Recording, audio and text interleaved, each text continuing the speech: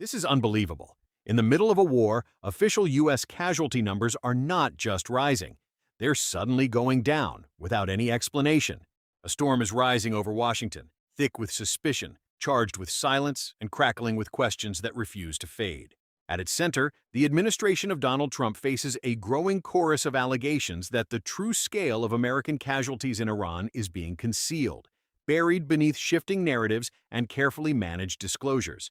Reports have pointed to inconsistent figures, numbers that rise, fall, and even vanish without explanation, fueling claims of a possible cover-up within the system. What started as a fragile ceasefire is now surrounded by confusion.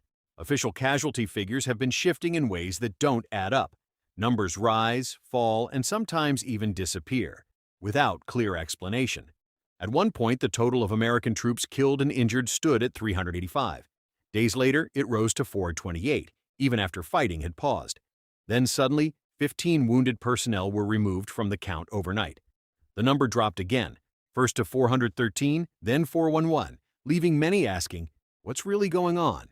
Officials at the Pentagon have not provided clear answers. Repeated questions have been deflected, and promised explanations have yet to appear. That silence is now fueling suspicion that this may not be a simple error, but an attempt to control the narrative. Reports also suggest that some injuries may not be counted at all. For example, more than 200 sailors injured in a fire aboard a U.S. aircraft carrier were not included in official figures. Other incidents at sea may also be missing from the data. Critics say this creates a misleading picture, one that understates the real human cost of the conflict. And the concern doesn't stop there. A new analysis warns that the U.S. military has used a large portion of its key weapons in the campaign. Nearly half of some missile systems are already gone, along with significant shares of air defense interceptors and long-range strike weapons.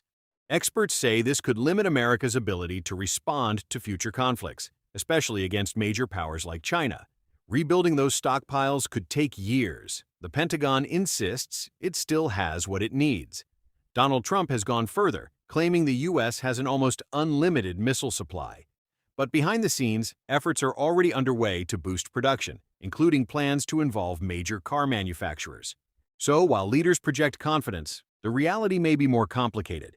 This story is no longer just about strategy or geopolitics. It's about trust. Can the public rely on the numbers they're being given? And how much of the true cost of this conflict is still hidden? Because in the end, the biggest question remains: what aren't we being told?